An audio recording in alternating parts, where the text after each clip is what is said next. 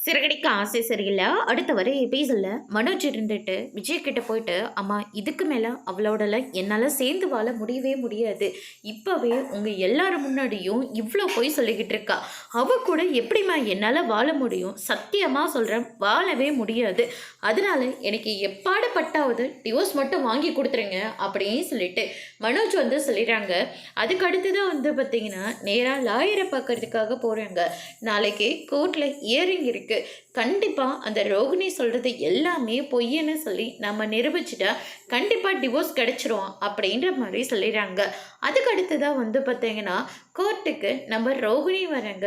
என்ன மனோஜ் ரொம்ப சந்தோஷமா இருக்கீங்க போல இருக்கு. ஆமா, இன்னையோட உன் முகத்தை பார்க்கவே தேவையில்ல. அதனால தான் இன்னைக்கு எப்படியாவது உங்ககிட்ட நாங்கள் டிவோர்ஸ் வாங்கிடுவோம் அப்படின்ற மாதிரி மனோஜ் வந்து ரோகிணி கிட்ட வந்து சொல்லிக்கிட்டு இருக்காங்க. அது உன்னால முடியவே முடியாது. ஏன்னா எனக்கு நீ தான், உனக்கு நான் தான். நம்ம 2 பேரும் சந்தோஷமா வாழலாம். உங்க அம்மா பேச்சை கேட்டு முட்டாள்தனமா முடிவு எடுக்காத அப்படின்ற மாதிரி சொல்லிடுறாங்க.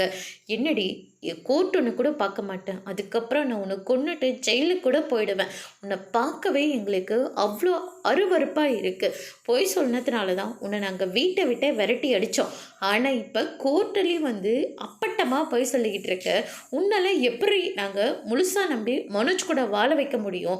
கொஞ்சம் கூட உனக்கெல்லாம் அறிவே இல்லையா? குற்ற உணர்ச்சி கொஞ்சம் கூடமா உனக்கு இல்லை அப்படின்ற மாதிரி திட்டிகிட்டு இருக்காங்க. அதோடு இன்னைக்கான பிரமும் முடிச்சிருக்காங்க.